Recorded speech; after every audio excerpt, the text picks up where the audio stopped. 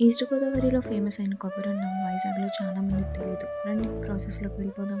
ముందుగా కొబ్బరి ముక్కల్ని మిక్సీ పట్టి ఇలా కొబ్బరి పాలు తీసుకోవాలి. 1 హార్ ముందే కావాల్సినంత రైస్ నానబెట్టుకోవాలి. ఇప్పుడు గిన్నెలో 3-4 స్పూన్స్ ఆఫ్ ఆయిల్ వేసుకొని చూపించిన మసాలా దినుసులు వేసి బాగా వేయించుకోవాలి. తర్వాత ఆనియన్స్, పచ్చిమిర్చి లైట్‌గా వేగాక 2 స్పూన్స్ అల్లం వెల్లుల్లి పేస్ట్ వేసుకొని పచ్చివాసన పోయే వరకు వేయించుకోవాలి. అంతా బాగా వేగాక 1 గ్లాస్ ఆఫ్ రైస్‌కి 1 ½ గ్లాస్ కొబ్బరి పాలు వేసుకోవాలి.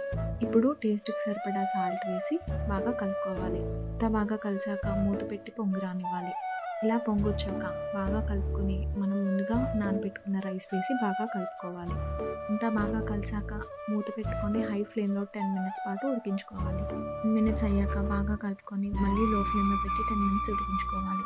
లో ఫ్లేమ్‌లో ఉడికాక స్టవ్ ఆఫ్ చేసుకొని మూత పెట్టి పక్కన పెడితే ఒక 10 మినిట్స్ తర్వాత పొడి పొడిలాడుతూ చాలా కమ్మగా ఉంటుంది. మీరు కూడా ఈ రెసిపీ ట్రై చేసి నచ్చితే లైక్ చేయండి, షేర్ చేయండి, కామెంట్ చేయండి.